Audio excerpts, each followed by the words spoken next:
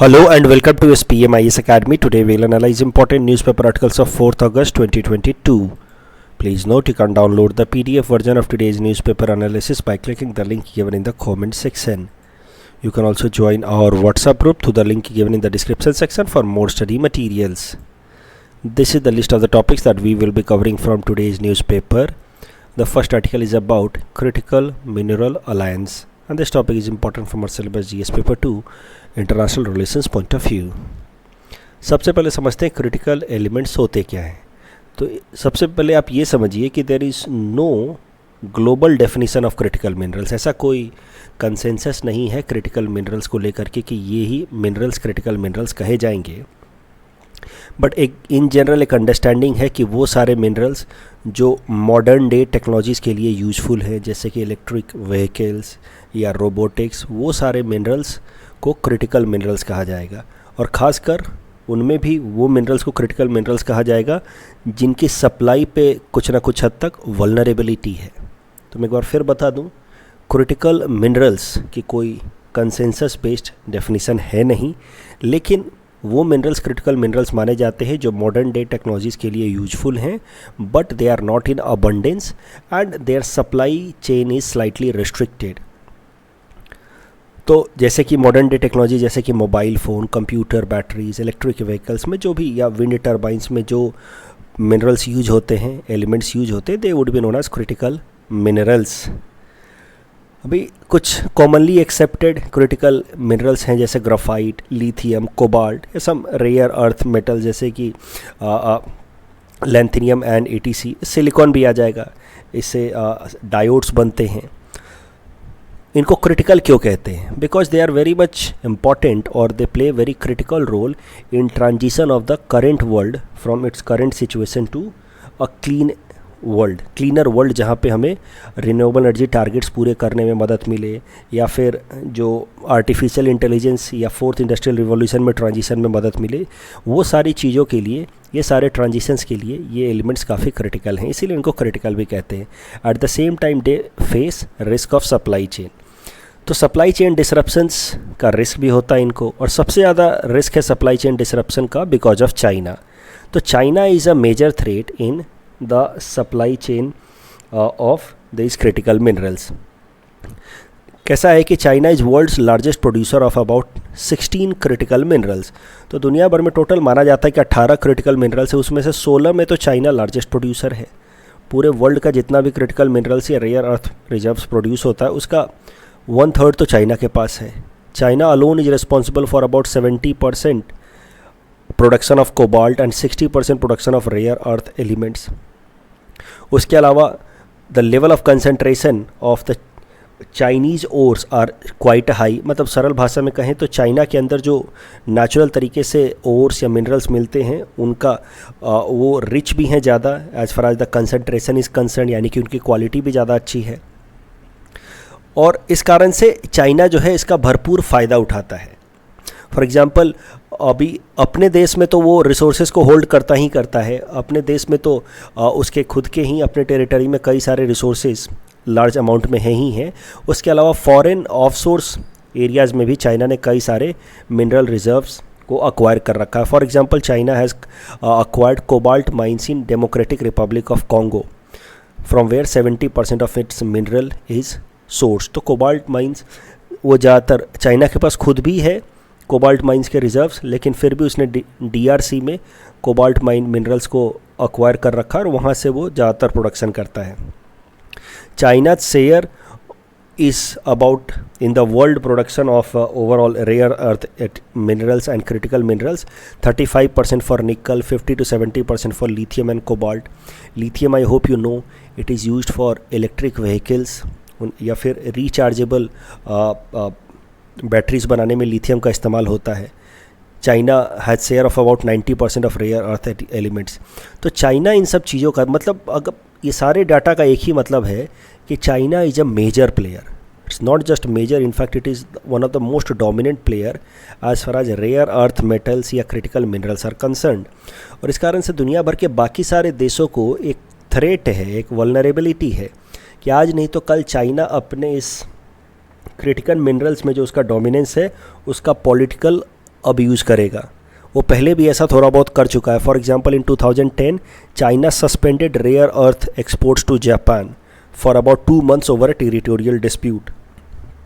इन general countries कैसा relation रखते हैं, इकोनॉमिक रिलेशन को बाकी पॉलिटिकल या टेरिटोरियल डिस्प्यूट से सेपरेटेड रखते हैं, लेकिन चाइना अपने इस डोमिनेंस का क्रिटिकल मिनरल्स के जो सुप्रीमेसी है, उसके कंट्रोल या प्रोडक्शन की जो सुप्रीमेसी है, उसका इस्तेमाल कर सकता है for territorial as well as political dispute, जैसा कि उसने इस केस में किया जापान के खिलाफ। एक टेरिटोरियल डिस्प्यूट हुआ तो जापान को याद दिलाने के लिए कि how Japan is vulnerable, how much Japan is vulnerable as far as critical mineral supply is concern, 2 महीने के लिए क्रिटिकल मिनरल सप्लाई को रोक दिया था। तो पूरा मुद्दा ये है कि critical minerals are very important as far as the current context of the global politics is concern. और इसी कारण से यूएस ने एक 11 मेंबर की ग्रुपिंग बनाई है। इस 11 मेंबर ग्रुपिंग का नाम है mineral security partnership, MSP।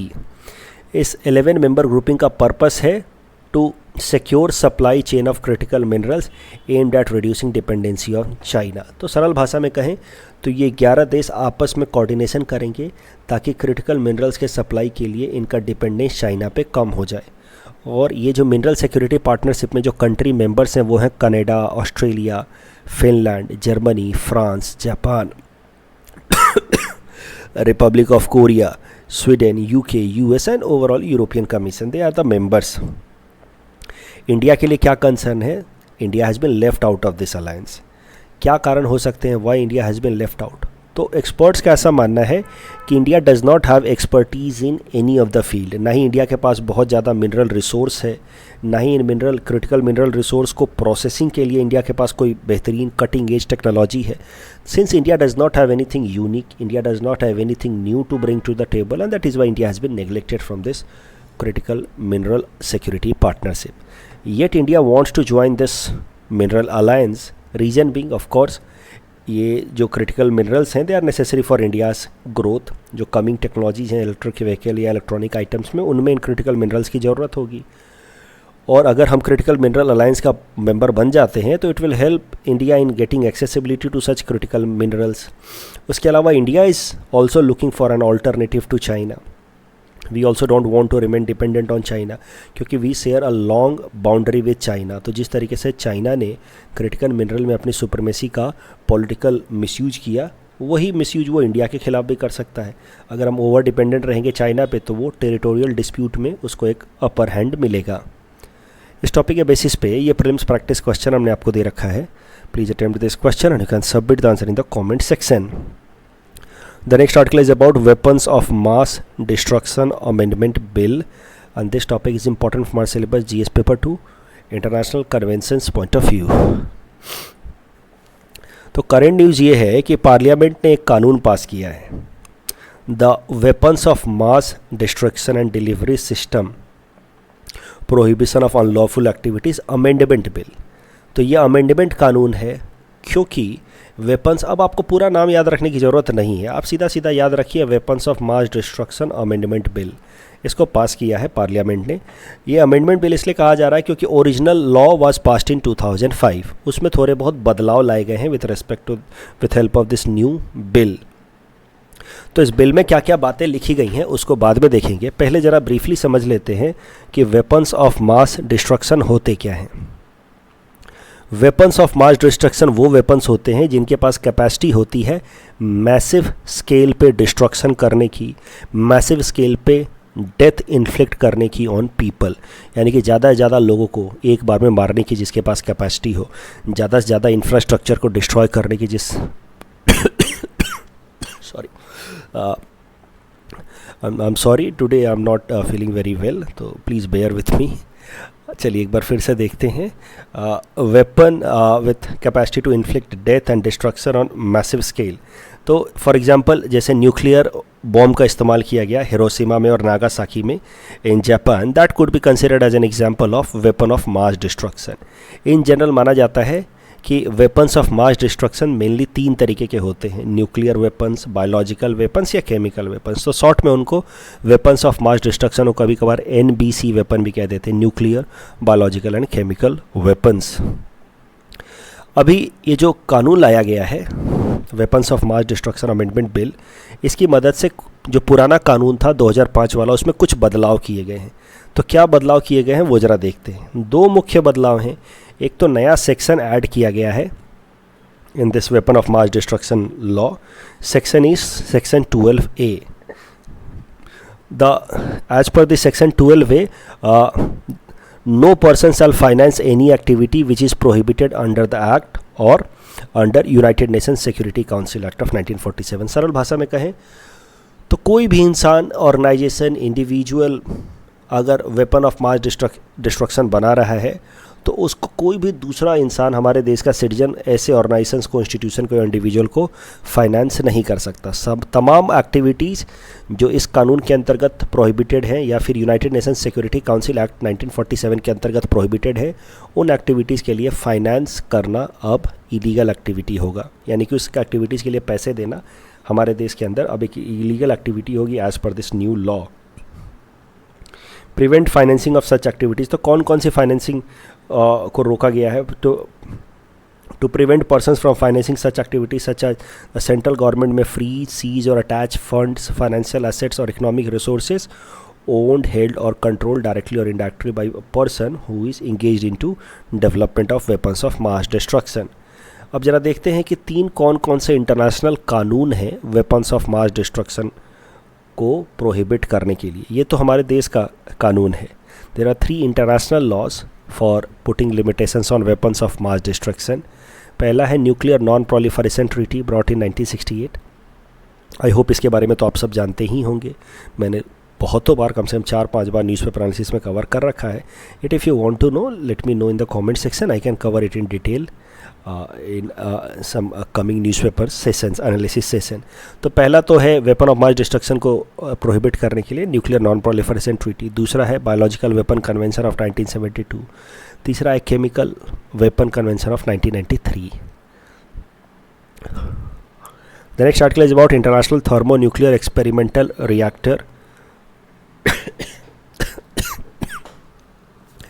This topic is important from our syllabus GS paper 3 Science and Technology point of view। तो इस आर्टिकल को समझने से पहले हम लोग को समझना होगा about 2 types of nuclear reactions, fission reaction and fusion reaction. ये बेसिक साइंस है, इसको ज़रा देखते हैं। न्यूक्लियर रिएक्शंस 2 तरीके के होते हैं।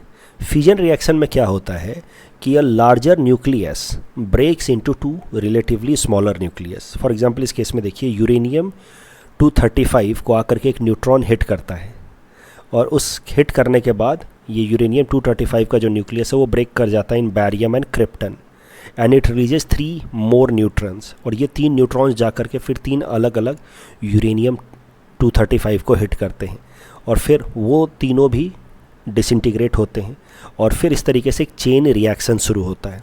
तो इस रिएक्शन को हम लोग कहते हैं फिजन रिएक्शन। फिजन रिएक्शन में भी एनर्जी प्रोड्यूस होती है। तो जैसे ही हिट करेगा और ये यूरेनियम 235 का न्यूक्लियस ब्रेक करेगा 2 स्मॉलर न्यूक्लियस में, बैरियम और क्रिप्टन में, in this process a lot of energy is released. This is fission reaction. अब देख सकते हैं यहाँ पे फिजन रिएक्शन आपको दिखेगा। देखिए, ये accelerated neutron comes and hits uranium, it leads to disintegration और fusion of this uranium 235 into barium krypton. दूसरा होता है फ्यूजन रिएक्शन। फ्यूजन रिएक्शन में कैसा होता है, 2 स्मॉल न्यूक्लियस, जैसे इस केस में देखिए ड्यूटेरियम, दे फ्यूज इनटू ईच अदर, या हाइड्रोजन दे फ्यूज इनटू ईच अदर। और जब वो फ्यूज करते हैं तो उस प्रोसेस में भी एनर्जी रिलीज होती है, उसको हम लोग कहते हैं फ्यूजन रिएक्शन। तो इस 2 तरह के न्यूक्लियर रिएक्शंस होते हैं। न्यूक्लियर रिएक्शंस इसलिए बोल रहे हैं because these reactions are associated with the nucleus of an atom. अब फिजन रिएक्शन को अगर देखा जाए और फिजन रिएक्शन को देखा जाए, दोनों ही रिएक्शन में आपको पता चलेगा कि एनर्जी जो रिलीज होती है वो फ्यूजन रिएक्शन में काफ़ी ज़्यादा रिलीज होती है। इसी रिएक्शन जैसे जैसे प्रोग्रेस होता है, सडन स्पाइक आता है इन द फ्यूजन रिएक्शन। किस चीज़ में स्पाइक आता है? एनर्जी में, यानी कि more energy is release in the fusion reaction. जबकि वही फिजन रिएक्शन में फ्यूजन रिएक्शन की तुलना में कम एनर्जी रिलीज होती है। तो फ्यूजन एनर्जी कंपैरिजन अगर की जाए तो फ्यूजन में, जैसा कि मैंने आपको बताया, फ्यूजन में एनर्जी ज़्यादा प्रोड्यूस होती है, much more time, very several times greater than fission reaction. Fission में जितना होता है उससे कहीं ज़्यादा फ्यूजन में होता है। लेकिन अगर वेस्ट कंपैरिजन की बात की जाए तो fission reaction is easier process, fission reaction को कराना काफ़ी सरल है as compare to fusion reaction. इसीलिए दुनिया भर में जितने भी न्यूक्लियर जो रिएक्टर्स चलते हैं और जिससे एनर्जी हम प्रोड्यूस करके न्यूक्लियर एनर्जी का इस्तेमाल करते हैं, सब के सब इस पे बेस्ड हैं, फिजन रिएक्शन पे बेस्ड हैं। भले इससे एनर्जी कम प्रोड्यूस होती है, लेकिन इसको प्रोसेस कर पाना और इससे इलेक्ट्रिसिटी जनरेट कर पाना काफ़ी सरल है। तो process is easier in the fission reaction. और फिजन रिएक्शन जो है, it also gives some amount of green house gas unlike fusion reaction. तो सरल भाषा में कहें तो fusion reaction is more cleaner source of energy as compare to fission. Fusion is considered as a safer process with low risk of accidents. But problem क्या है fusion reaction में कि अभी इसको कैसे प्रोसेस कराया जाए और इससे जो एनर्जी निकल के आए उसको कैसे टैप किया जाए एट कॉमर्शियल स्केल, इसको अभी तक डेवलप नहीं किया जा सका। Otherwise this method is good, energy भी ज़्यादा मिलती है, क्लीनर भी है और इसमें एक्सीडेंट के रिस्क भी कम हैं। लेकिन अभी इस फ्यूजन रिएक्शन को करा करके और एनर्जी प्रोड्यूस करके उसको कॉमर्शियल स्केल पे एक्सप्लॉइट कर पाने का जो सिस्टम है, अभी तक हम डेवलप नहीं कर पाए। हाँ, दुनिया भर में रिसर्च ज़रूर चल रहे हैं और फ्यूजन रिएक्शन को डेवलप करके और उसको कॉमर्शियल स्केल पे लाने के लिए टेक्नोलॉजिकल रिसर्च जरूर चल रहे हैं, but none of them have been successful to implement fusion reaction at the commercial scale. तो दो मेन रिसर्च जो दुनिया भर में चल रहे हैं रिगार्डिंग फ्यूजन रिएक्शन, उनको करके देखते हैं। एक है ITER, international thermo nuclear experimental reactor, और दूसरा है China's experimental advance super computing tokamak. इसको कभी कभार चाइना का आर्टिफिशियल सन भी कहते हैं। आर्टिफिशियल सन इसको इसलिए कह रहे हैं क्योंकि सन के अंदर भी यही फ्यूजन रिएक्शन ही होता रहता है। सन के अंदर भी जो हाइड्रोजन या हीलियम के जो न्यूक्लियस हैं वो आपस में फ्यूज हो करके एनर्जी रिलीज़ करते हैं और वहीं से सन की इतनी सारी एनर्जी आती है। तो इसी कारण से चाइना का जो रिएक्टर है, China's experimental advance super computing tokamak, इसको कभी कभार चाइनाज एक्सपेरिमेंटल सन भी कहते हैं। दूसरा जो है ITER, ये यूरोप में डेवलप किया जा रहा है, इसमें इंडिया भी मेंबर है, इसलिए इसको थोड़ा डिटेल में पढ़ लेते हैं। ITER is being developed in Cadars region of south of France, जहाँ पे न्यूक्लियर फ्यूजन रिएक्शन को कॉमर्शियल स्केल पे डेवलप करने की कोशिश की जा रही है। मतलब कॉमर्शियल स्केल पे डेवलप कर लिया जा सकता है कि नहीं किया जा सकता, उसकी फिजिबिलिटी को चेक किया जा रहा है। ये ITER जो infrastructure, it has been developed by countries like European Union, China, India, Japan, South Korea, Russia and United States of America. तो इतना याद रखिए कि ITER में India is also a participant. European Union सबसे ज़्यादा कंट्रीब्यूट करता है 45% of the fund, while rest of the parties contribute 9% each. उम्मीद है कि ये जो ITER है, इसके टेस्ट जो हैं वो 2025 तक पूरी तरह से कंप्लीट हो जाएंगे। इस टॉपिक के बेसिस पे दो प्रीलिम्स प्रैक्टिस क्वेश्चन हमने आपको दे रखे हैं। Please attempt this question and you can submit the answer in the comment section. The next article is about India's trade deficit that has widened in recent times.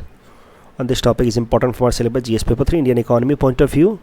Trade deficit क्या होता है वो ज़रा समझते हैं। सरल भाषा में कहें तो किसी भी देश का अगर इंपोर्ट ज़्यादा हो रहा है, एक्सपोर्ट कम हो रहा है, तो वैसे सिनेरियो को हम लोग कहते हैं trade deficit and negative balance of trade. वहीं अगर उल्टा हो, इंपोर्ट ज़्यादा हो, एक्सपोर्ट ज़्यादा हो, इंपोर्ट कम हो, तो उसको हम लोग कहते हैं सरप्लस। अभी इंपोर्ट ज़्यादा होने का क्या मतलब है कि आपको ज़्यादा सामान आप खरीद रहे हैं विदेशों से, एक्सपोर्ट कम कर रहे हैं उसके तुलना में, यानी कि ओवरऑल आपके देश से जो फॉरेन करेंसी वो निकल करके बाहर जा रहा है। That is the meaning of this trade deficit. Current news ये है कि इंडिया का ट्रेड डेफिसिट लगातार बढ़ता जा रहा है। जुलाई महीने में, ये जो बीता हुआ जुलाई महीना था 2022 का, उसमें ट्रेड डेफिसिट था लगभग $31 billion, which is about 3 times the trade deficit India had last year. Last year जुलाई में वी हैड $10 बिलियन का trade deficit, this year we had $31 billion का trade deficit, which is a huge number. अब इतना ज़्यादा trade deficit क्यों हुआ है इस बार, उसके पीछे एक मुख्य कारण है इंटरनेशनल मार्केट में क्रूड ऑयल का दाम बढ़ना। क्रूड ऑयल का दाम बढ़ गया है because of Russia Ukraine war. और क्रूड ऑयल कैसा है कि इंडिया के अंदर नेचुरली ज़्यादा प्रोड्यूस होता नहीं है, तो 80% ऑफ इंडियाज़ पेट्रोलियम रिक्वायरमेंट या crude oil requirement is made through import. और क्रूड ऑयल जब महंगा होगा तो हमारा इम्पोर्ट बिल बढ़ जाएगा। हमारा जब इम्पोर्ट बिल बढ़ जाएगा तो ओवरऑल फिर ट्रेड डेफिसिट होना ही होना है। So this is the reason, primary reason behind widening trade deficit is higher import value of crude and petroleum products. Trade deficit की अगर बात की जाए तो इससे होता क्या क्या जरा देखिए। ये देखिए जैसे हमारा देश भारत और ये बाकी की इकॉनमी, पूरे दुनिया की इकॉनमी, ट्रेड डेफिसिट का मतलब है कि जितना सामान हम बेच रहे हैं, जितना मर्चेंडाइज हम बाकी दुनिया को बेच रहे हैं, उससे ज़्यादा सामान बाकी दुनिया हमें बेच रही है। यानी कि we are importing more exporting less. तो टेक्निकली इसका मतलब है कि हमारे देश से डॉलर बाहर जा रहा है। तो हमारे देश से ओवरऑल, यानी कि हमने सामान बेचा कम, इंपोर्ट किया ज़्यादा, तो ओवरऑल हमारा पैसा जो है बाहर जा रहा है। That is trade deficit. Trade deficit होने से कैसा होगा, हमारे देश में डॉलर की कमी होगी। डॉलर की कमी होगी तो हमारा रुपया डॉलर के मुकाबले और कमज़ोर हो सकता है। उसके अलावा अगर ट्रेड डेफिसिट हो रहा है, मतलब एक्सपोर्ट कम हो रहा है, इसका सरल सा इंडिकेशन ये है, इसका मतलब ये है कि हमारे देश में इकोनॉमिक प्रोडक्टिविटीज़ कम हो रही हैं, जीडीपी कम हो रहा है। तो एक्सपोर्ट कम होना या फिर ट्रेड डेफिसिट बढ़ना, यानी कि हमारे देश में चीज़ें नहीं बन रही हैं उतनी, इसीलिए हमें विदेशों से इंपोर्ट करना पड़ रहा है। तो एक्सपोर्ट ट्रेड डेफिसिट होना is an indicator of declining GDP, पहली बात तो।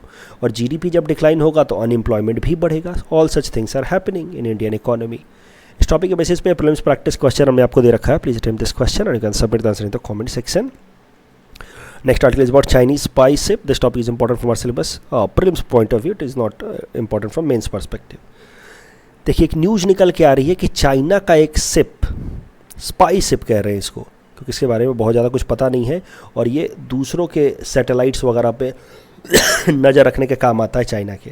तो ये एक स्पाई शिप है चाइना का, जो श्रीलंका के हम्बनतोता पोर्ट की तरफ बढ़ रहा है। हम्बनतोता पोर्ट आई होप आपको पता होगा, मैंने बताया कई दफ़ा। हम्बनतोटा पोर्ट जो श्रीलंका का है सदर्न रीजन में, इट हैज़ बिन अक्वायर्ड और taken up by China for 99 years on lease, क्योंकि श्रीलंका को बहुत सारा लोन दे रखा था चाइना ने, जिसको लौटा नहीं पाया श्रीलंका। तो Sri Lanka was under some kind of debt trap with respect to China, and that is how Sri Lanka had to give this Hambantota port to China on 99 years of lease। अभी ये हम्बनतोता पोर्ट की तरफ चाइना का एक स्पाई शिप जिसका नाम है yuan वांग, वो लगातार बढ़ता जा रहा है। अब ये क्यों बढ़ रहा है, क्यों यहाँ आ रहा है, ये पता नहीं। 11 अगस्त को उम्मीद है कि ये आकर के यहाँ डॉक करेगा। इंडिया इस मूवमेंट को क्लोजली मॉनिटर कर रहा है। क्या इस मूवमेंट का कोई रिलेशन है श्रीलंका के अंदर इकोनॉमिक क्राइसिस से, that is yet to be known. लेकिन ये जो स्पाई शिप है चाइना का, इसका इस्तेमाल चाइना करता है in tracking the satellites of other countries, ballistic missiles of other country. तो यहाँ पे अगर ये स्पाई शिप आ जाता है तो इंडिया के सैटेलाइट्स को वो ट्रैक कर सकता है, इंडिया के बैलिस्टिक मिसाइल्स को वो ट्रैक कर सकता है अगर हम इसको लॉन्च करते हैं तो। कल जब मैं आपको प्रैक्टिस क्वेश्चन दिया था उसका आंसर देख लेते हैं। Financial inclusion index NITI Aayog publish नहीं करता है, तो it is publish by RBI, so this statement is wrong. Correct answer will be option B. Sites it does not put complete ban, it regulates, लेकिन पूरी तरह से बैन नहीं करता, इसलिए first statement is wrong. And India is also not a founding member, India joined 1 year later, so both statements are wrong. That's all from our side for today. Thanks for watching.